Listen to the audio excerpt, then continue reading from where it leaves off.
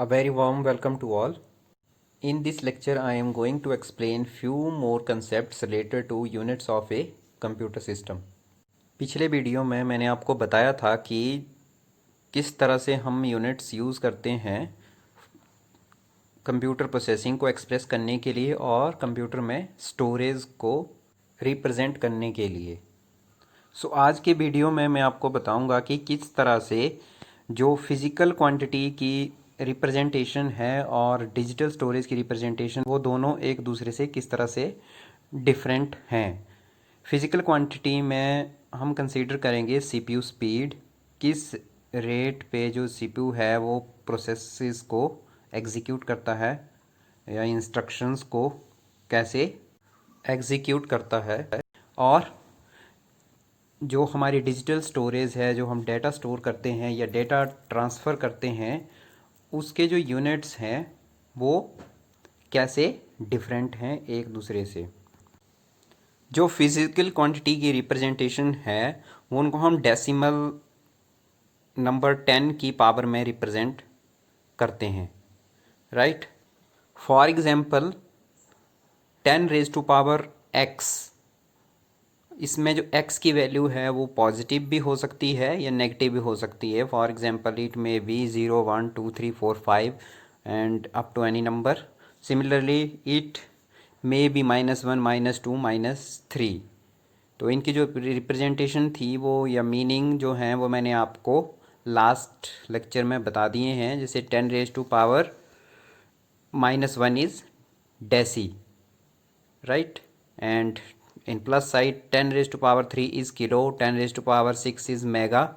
तो ये यूनिट्स आप दोबारा से रिवाइज कर सकते हैं पुराने वीडियो से। सिमिलरली जो डिजिटल स्टोरेज है वो रिप्रेजेंट की जाती है बाइनरी नंबर सिस्टम में, right. It is 2 raise to power x, और मोस्ट कॉमनली यहाँ पे हम पॉजिटिव पावर्स ही लेते हैं, जैसे कि 2 raise to power 1, 2 raise to power 2, 2 raise to power 3, 2 raise to power 4, 2 raise to power 6।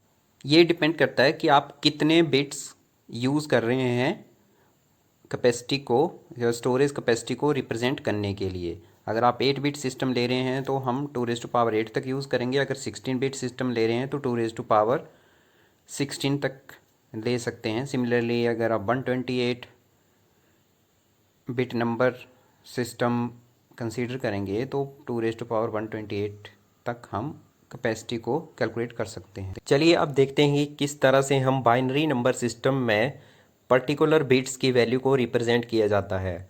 For example first bit की वैल्यू होगी 2 रेज़ टू पावर 0।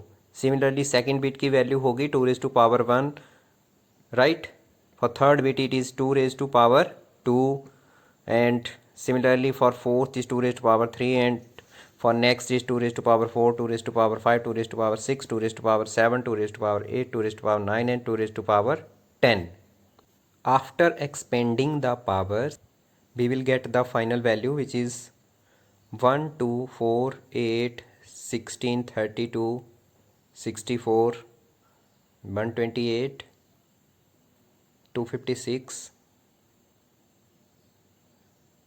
512 एंड 1024। ये जो 2 रेज़ टू पावर की वैल्यूज़ हैं ये आपको टिप्स पे याद होनी चाहिए। इससे अगर आपके पास बाइनरी नंबर दिया हो तो आप जल्दी से उसकी डेसिमल नंबर सिस्टम में वैल्यू फाइंड कर सकते हैं।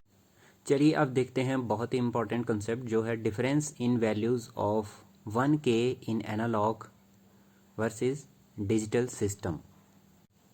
एनालॉग सिस्टम में 1 किलो होता है 10 रेज़ टू पावर 3 और उसकी वैल्यू होती है 1000, जबकि डिजिटल सिस्टम में 1K होता है 2 रेज़ टू पावर 10, बिकॉज यहाँ पे जो नंबर सिस्टम है वो बाइनरी है और एनालॉग के केस में जो नंबर सिस्टम है वो डेसिमल है। सो बाइनरी के केस में जो 1K की वैल्यू होगी that is 2 raise to power 10 which is equal to 1024। तो जब भी हम कोई न्यूमेरिकल प्रॉब्लम सॉल्व करते हैं तो हमें इसकी एग्जैक्ट वैल्यू ही लेनी पड़ेगी, इसे अप्रॉक्सीमेट नहीं करना है। With this I and this short video lecture. Thank you, have a nice day.